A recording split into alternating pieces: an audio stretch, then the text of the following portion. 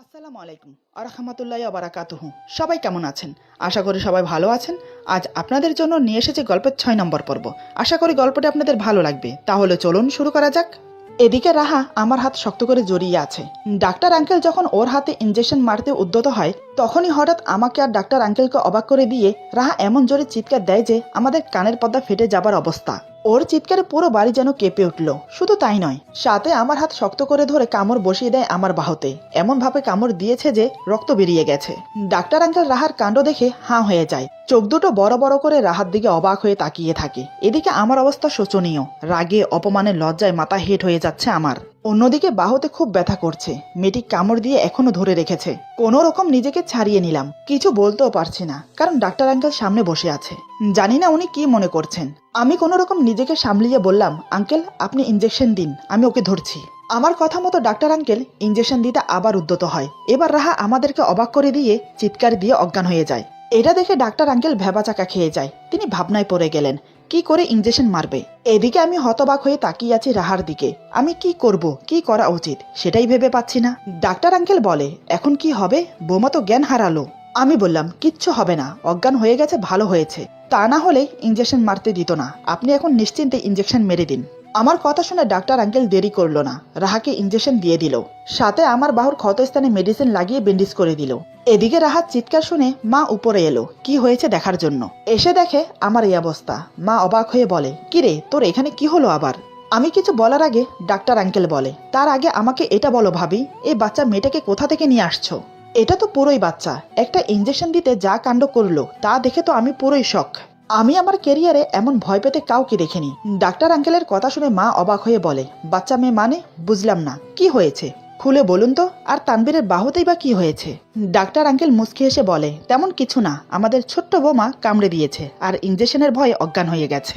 যাই হোক, ইনজেকশন দেওয়া হয়ে গেছে, এখন আর ভয়ের কোনো কারণ নেই। মা অবাক হয়ে বলে, কিন্তু জ্ঞান হারিয়েছে যে, কোনো সমস্যা হবে না তো? ডাক্তার আঙ্কেল বলে, ও কিছু হবে না, ভয় পেয়ে অজ্ঞান হয়ে গেছে, কিছুক্ষণের মধ্যে জ্ঞান ফিরে আসবে। তখন এক গ্লাস গরম দুধ খাইয়ে দিও, ব্যাস সব ঠিক হয়ে যাবে। তাহলে আমি এখন আসি। মা বলে, সে কি, নাস্তা না করে চলে যাবেন নাকি? নিচে চলুন, আপনার বন্ধু অপেক্ষা করছে আপনার জন্য। এই বলে মা ডাক্তার আঙ্কেলকে নিয়ে চলে গেল। আমি রাহার দিকে এক নজর তাকিয়ে চলে গেলাম টি শার্ট চেঞ্জ করতে, কারণ টি শার্টে রক্ত লেগে আছে। মেয়েটা যে মাঝে মাঝে কি করে সেটাই ভেবে পাই না। আগে জানতাম অন্ধকারে ভয় পায়, এখন দেখছি ইনজেকশনও ভয় পায়। জানি না আর কিসে কিসে ভয় পায়। একবার অন্ধকারে ভয় পেয়ে বুকে নখ ফুটিয়ে দাগ করে দিয়েছে, এখন ইনজেকশনের ভয়ে বাহুতে কামড়ে দাঁতের দাগ বসিয়ে দিয়েছে। জানি না আর কি কি করবে সামনে। ওকে দেখলে মনে হয় অনেক বড় হয়ে গেছে, কিন্তু স্বভাব চরিত্র একদম বাচ্চাদের মতো। একটু থেকে একটু কিছু হলেই বাচ্চাদের মতো কান্নাকাটি করে। জানি না এটাকে নিয়ে কিভাবে সারা জীবন সংসার করব আমি। টি শার্ট চেঞ্জ করতে করতে কথাগুলো ভাবলাম। একটু চোখে মুখে পানি দিয়ে আবার রাহার পাশে এসে বসলাম। মেয়েটি এখনো অজ্ঞান হয়ে পড়ে আছে।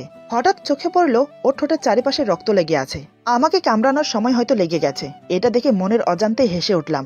হাসির কারণ হলো ওকে দেখতে কোনো রাক্ষসের থেকে কম লাগছে না। ছোট্ট একটা রুমাল ভিজিয়ে এনে ঠোঁটের চারিপাশে মুছে দিলাম। কিছুক্ষণ অপলক দৃষ্টিতে ওর দিকে তাকিয়ে রইলাম। কেন জানি না মাঝে মাঝে ওর দিকে তাকিয়ে মায়ায় পড়ে যাই। কেমন একটা টান ঘিরে ধরে আমাকে, একটা ঘোরের মধ্যে চলে যাই। আবার যখন স্বাভাবিকে ফিরে আসি তখন ওকে মেনে নিতে দ্বিধাবোধ হয়। কেন এমন হয় সেটা নিজেও জানি না। আমি জানি আমার প্রতি অনেক অভিমান জমিয়ে রেখেছে ওর মনে, কারণ আমি ওকে মেনে নেইনি, তাই অজান্তায় আমি ওর মাথায় হাত বুলিয়ে দিচ্ছি। এভাবে প্রায় অনেকক্ষণ কেটে গেল। রাহা অজ্ঞান হয়ে পড়েছিল। সন্ধ্যার দিকে ওর জ্ঞান ফিরল। এতক্ষণ জ্ঞান না ফেরাতে মা বাবা আমি তিনজনে খুব টেনশনে ছিলাম। দাদু তো কয়েকবার এসে দেখে গেল।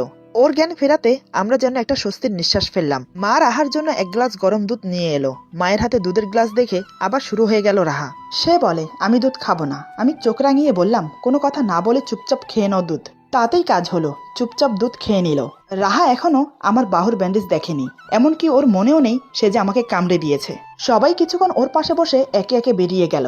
সামান্য একটা তারকাটা ফুটেছে পায়ে, সিম্পল একটা ইনজেকশন মারবে যাতে পায়ে কোনো ইনফেকশন না হয়। সামান্য এই ব্যাপার নিয়ে এত বড় কাণ্ড করলো যেন মনে হচ্ছে বড় কোনো দুর্ঘটনা ঘটেছে। বিকেল থেকে এই পর্যন্ত একটা প্যারার মধ্যে গিয়েছি আমি। এতক্ষণ মা বাবা দাদুর জন্য কিছু বলতে পারছিলাম না ওকে। এবার যখন সবাই চলে গেল সুযোগ পেয়ে গেলাম। আমি ওর পাশে গিয়ে বসলাম। আমাকে ওর পাশে বসতে দেখে রাহা গুটিসুটি মেরে বসে। আমি বললাম, এবার বলো, তখন ডাক্তার আঙ্কেলের সামনে এমন করলে কেন? এমন জোরে কেউ চিৎকার দেয়? তোমার চিৎকারে কানের পর্দা ফেটে যাওয়ার উপক্রম হয়েছিল। চিৎকার দিয়েছো ভয়ে, এটা না হয় মানলাম, কিন্তু তারপরে কি করেছো মনে আছে? রাহা চুপচাপ মাথা নিচু করে বসে আছে, কোনো কথা বলছে না।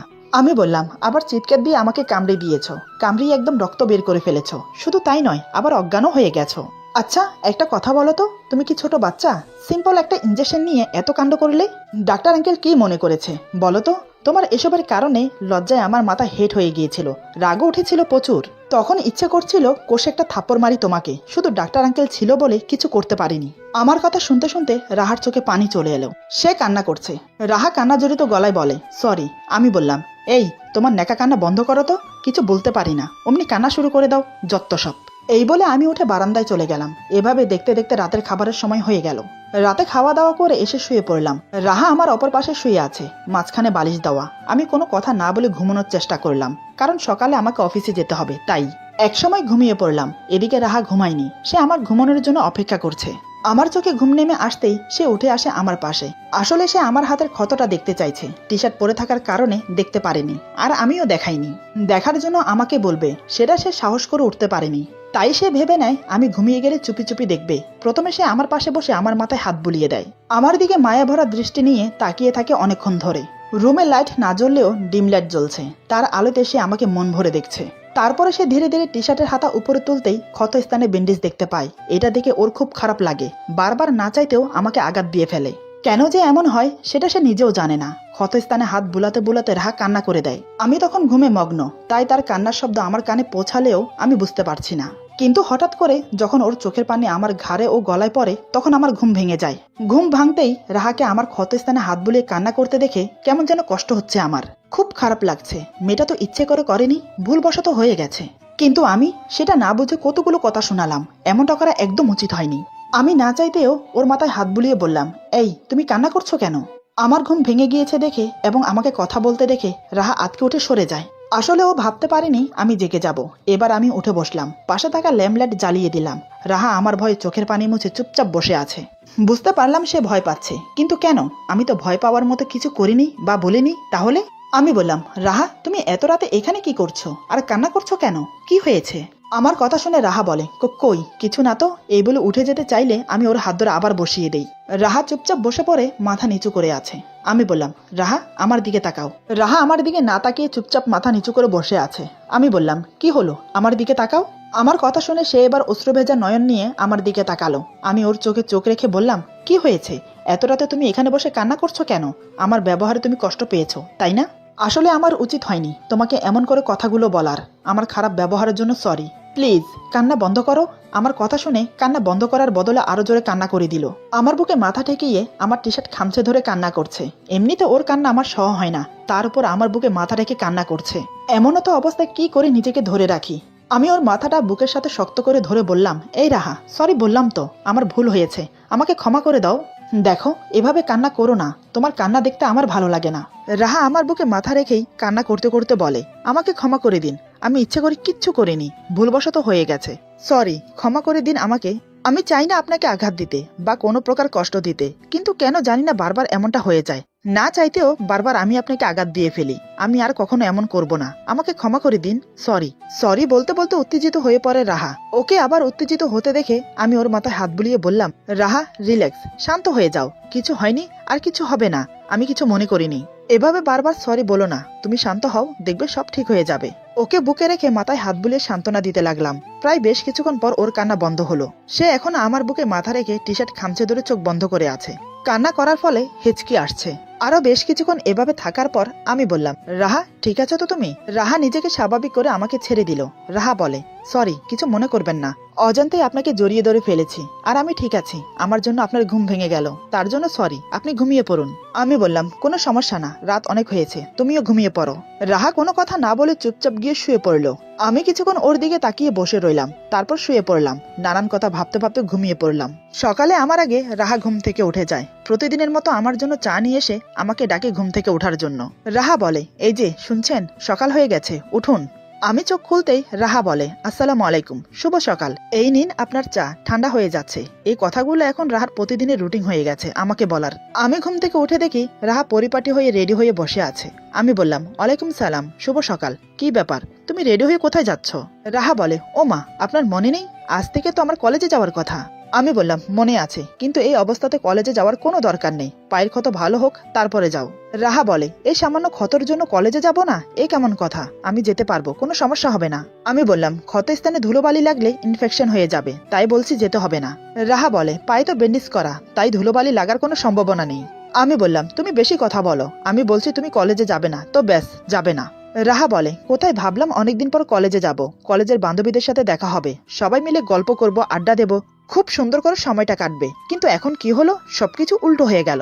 আমি বললাম চিন্তা করছো কেন, 2-4 দিন একটু রেস্ট নিলে কি হয়, সময় না কাটলে বই পড়ো, আমার এখানে অনেক বই আছে, যেটা ভালো লাগে পড়তে পারো, সময়ও কাটবে, অনেক কিছু শিখতেও পারবে, যেটা শেখা তোমার খুব প্রয়োজন। আমার কথা শুনে রাহা বিড়বিড় করে বলে, শিখতে শিখতে এত বড় হয়েছি, এখনো নাকি আমার শেখার বাকি আছে, আমি কি ছোট বাচ্চা নাকি যে এখনো আমাকে শিখতে হবে? রাহা কথাগুলো একটু জোরেই বলে, যেটা আমি স্পষ্ট শুনতে পাই।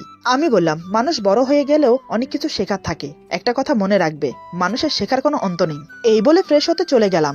আমার কথা শুনে রাহা অবাক হয়ে আমার চলে যাওয়ার দিকে তাকিয়ে আছে। আমি কি বলে গেলাম সেটা ওর মাথার উপর দিয়ে গেল, কিছুই বুঝতে পারছে না। রাহা মাথা চুলকিয়ে বলে, কি বলে গেল, কোনো কিছুই তো বুঝতে পারলাম না। রাহার ভাবনা শেষ না হতেই আমি ফ্রেশ হয়ে বেরিয়ে এলাম। রাহাকে অমন ভাবে দাঁড়িয়ে থাকতে দেখে আমি বললাম, কি ব্যাপার, তুমি এখনো এভাবে দাঁড়িয়ে আছো কেন? দাঁড়িয়ে দাঁড়িয়ে আনমনা হয় কি এমন ভাবছো, তার চেয়ে বরং বসে বসে ভাবো, যদি তোমার মাথাটা খোলে। আমার কথা শুনে রাহা রাগিত দৃষ্টি নিয়ে আমার দিকে তাকালো। সে কটমট রাগ দেখিয়ে আমাকে বলে, আচ্ছা আপনি এমন কেন, আপনি আমাকে স্ত্রীর অধিকার দেন না, অথচ আমার সব ব্যাপারে অধিকার খাটান। যেটা আমি করতে চাই না সেটা আমাকে করতে বাধ্য করেন আপনি। কলেজে যেতে চাইলাম, সেটা তো আপনি বাধা দিলেন।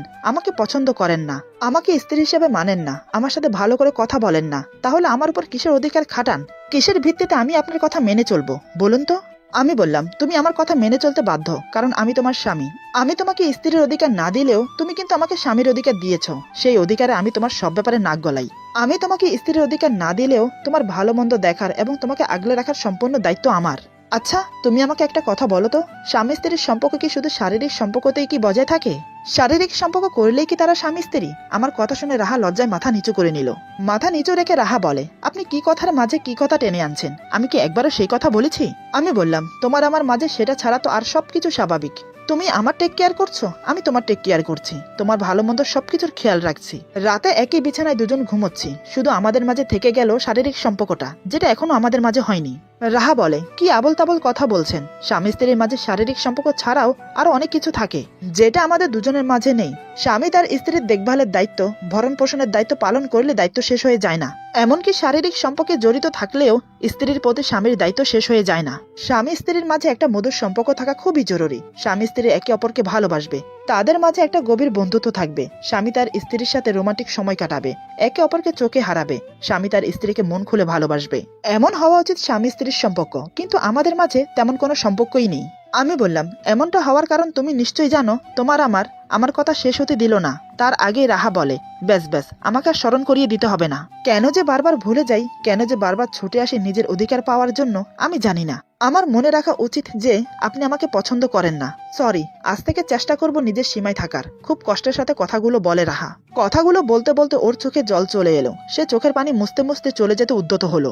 আজ কেন জানি ওর কথাগুলো আর ওর চোখের পানি দেখে আমার কলিজায় আঘাত করলো। এক মুহূর্তের জন্য মনে হলো আমি অন্যায় করছি ওর সাথে। আমি সাথে সাথে পেছন থেকে ওর হাত টেনে ধরলাম।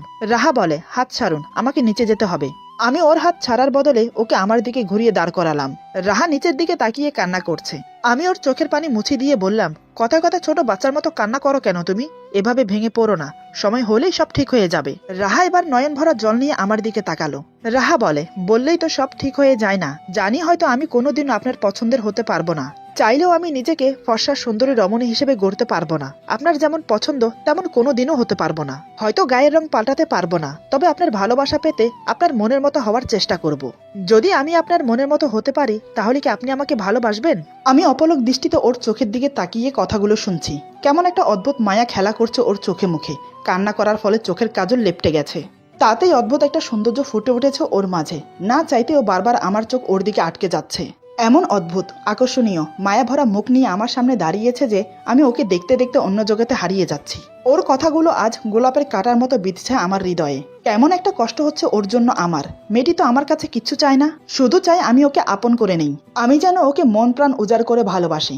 কথাগুলো ভেবে আমি ওর চোখে চোখ রেখে বললাম, ধৈর্যের ফল মিঠা হয়, আর চেষ্টা করলেও উপায় হয়। চেষ্টা করো, নিশ্চয়ই তুমি সফল হবে। আর আমি তো আছি তোমার পাশে। এখন চলো নিচে নাস্তা করবে। রাহা বলে, এটা কিন্তু আমার প্রশ্নের উত্তর না। আমি বললাম তো চেষ্টা করো, নিশ্চয়ই তুমি সফল হবে। এখন চলো নিচে, আমার অফিসে লেট হচ্ছে। এই বলে রাহাকে নিয়ে নিচে চলে এলাম। তারপর সবার সাথে বসে একসাথে নাস্তা করলাম। আমার কথাগুলো শোনার পর থেকে রাহা চিন্তায় পড়ে গেল। সে ভাবছে কি করে আমার মন জয় করবে, কি করলে সে আমার মনের মতো হয়ে উঠতে পারবে। রাহা মনে মনে বলে, যে করেই হোক আমাকে ওনার মনের মতো হয়ে উঠতেই হবে। এমনভাবে নিজেকে তৈরি করব যেন উনি নিজে থেকেই আমাকে ভালোবাসার কথা বলে। আমিও দেখি সে আমাকে কিভাবে ভালো না বেসে পারে। এসব ভেবে নাস্তা করে উঠে গেল নিজের রুমে গিয়ে আমার কথা মতো অনেক খুঁজে একটা হাদিসের বই বের করলো। হাদিসের বই বের করে ঘুরিয়ে ফিরিয়ে দেখতে লাগলো। বইটি ছিল তাহাজ্জুদ নামাজ নিয়ে লেখা।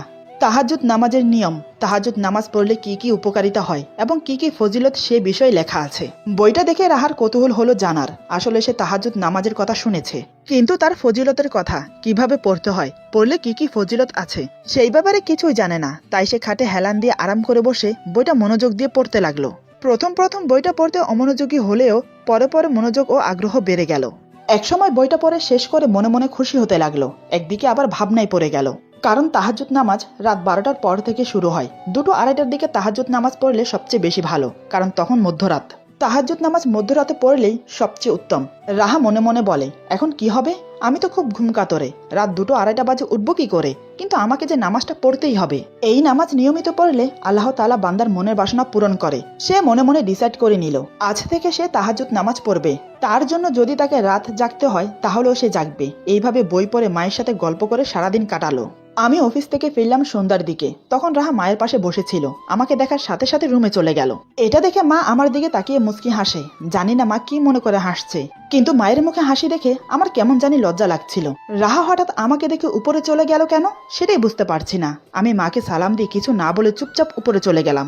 রুমে এসে দেখি রাহা খাটে বসে আছে। আমাকে রুমে প্রবেশ করতে দেখে দাঁড়িয়ে আমাকে সালাম দিল। আমি সালামের উত্তর দিতে দিতে হাতের ঘড়ি খুলতে লাগলাম।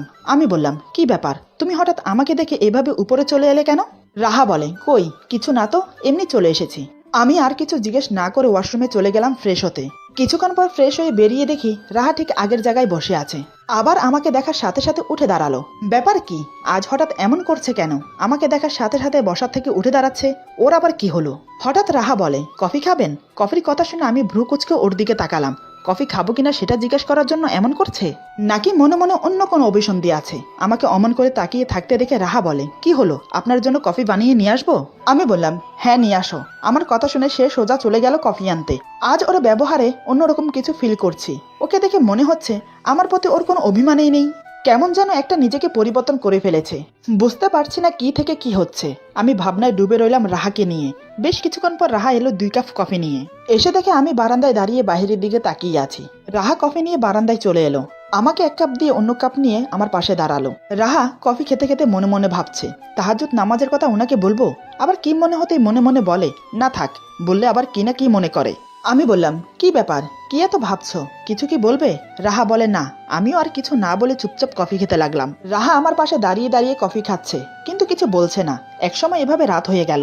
রাতের খাবার খেয়ে রুমে এলাম। আমি রুমে এসেছি অনেকক্ষণ হয়ে গেল, কিন্তু রাহা এখনো আসেনি। এতক্ষণ ধরে কি করছে মেয়েটা? নাকি মা বাবার সাথে বসে বসে গল্প করছে, কে জানে। কিন্তু আমার ঘুম পাচ্ছে, তাই আমি আমার মতো করে শুয়ে পড়লাম। একসময় ঘুমিয়ে পড়ি। রাহা কখন রুমে এসেছে বলতে পারি না। আসলে সে আমি ঘুমানোর জন্যই অপেক্ষা করছিল। সে মনে মনে ভেবে নিয়েছে আজ তাহাজ্জুদ নামাজ পড়বে। ঘুমিয়ে গেলে মাঝরাতে কখনোই উঠতে পারবে না, তাই জেগে থাকবে, এই ভেবে রুমে এসেছে দেরি করে।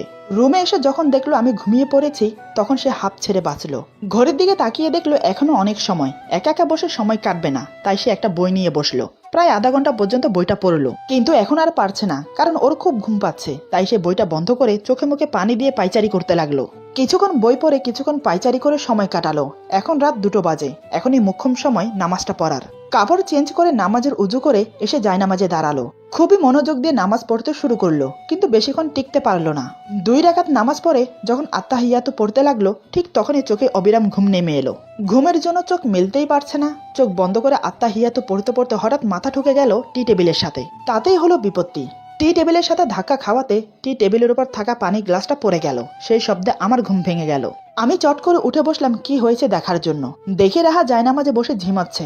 এটা দেখে বেশ অবাক হলাম। মনে জেগে উঠল নানান প্রশ্ন, কিন্তু এখন কিছু জিজ্ঞেস করা ঠিক হবে না। তাই আমি উঠে গিয়ে ওকে ধরে বিছানায় শুইয়ে দিতে গেলেই সে আমাকে জড়িয়ে ধরে ফেলে। আমিও টাল সামালতে না পারে ওকে নিয়ে বিছানায় শুয়ে পড়ি। রাহা তৎক্ষণাৎ আমার বুকে মুখ গুজে এক হাতে আমার টি শার্ট খামচে ধরে অন্য হাতে আমাকে জড়িয়ে ধরে।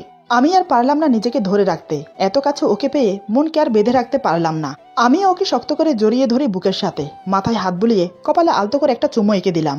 বন্ধ চোখের পাতায় চুমো খেলাম, ওর নাকে নাক ঘেঁষে দু গালে চুমো খেলাম।